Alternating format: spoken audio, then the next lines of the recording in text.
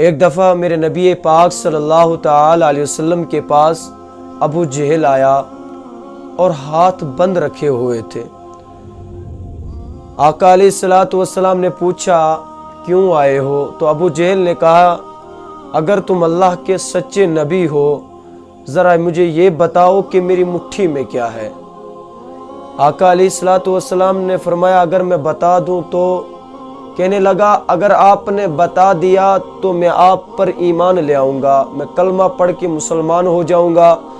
میرے آقا نے بتایا میں بتا تو دوں گا لیکن مجھے یہ پتہ ہے کہ تو نے ایمان نہیں لانا، تو نے ایمان نہیں لانا۔ تو ابو جہل نے کہا نہیں ایسا نہیں ہے، اگر تم نے یہ بتا دیا کہ میرے ہاتھ میں کیا ہے تو میں آپ پر ایمان لے آؤں گا۔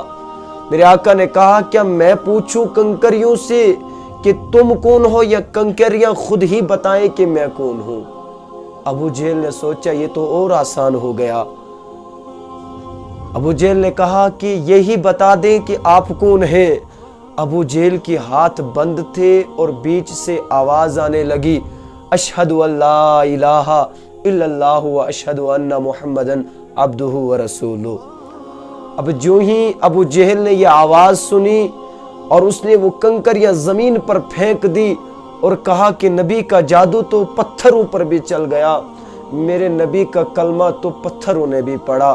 لیکن ابو جہل پتھروں سے بھی سخت تھا کہ وہ تو جسم والا بندہ تھا، وہ تو گوشت اور پوست والا بندہ تھا، لیکن اس نے نبی پر کلمہ نہیں پڑھا۔ وجہ ایک ہی تھی کہ اس کے دماغ و دل میں شک بھرا ہوا تھا اور اس شک نے اسے کفر کی موت ہی نصیب کرائی۔ وہ جو ایک واقعہ ہے آپ نے سنا ہوگا کہ ایک یہودی کا واقعہ ہے، لیکن اکثر علماء کرام یہ بیان کرتے ہیں کہ وہ جو یہودی کا واقعہ ہے اس یہودی کو بھی اسی ابو جہل نے بھیجا تھا۔ اکثر علماء نے یہ لکھا ہے۔ اب جب بھیجا ابو جہل نے اس کو بھیجا میرے آقا کریم صلی اللہ علیہ وسلم کے پاس، وہ یہودی پہنچا، وہ کہنے لگا یا رسول اللہ میں آپ پر ایمان لاؤں گا اگر آپ اس پیڑ کو اپنے پاس بلائیں، یہ گواہی دے کہ آپ کون ہیں۔ میرے آقا علیہ السلام نے فرمایا کہ اگر یہ آ گیا کیا تو ایمان لائے گا؟ کہا یا رسول اللہ میں ایمان لاؤں گا۔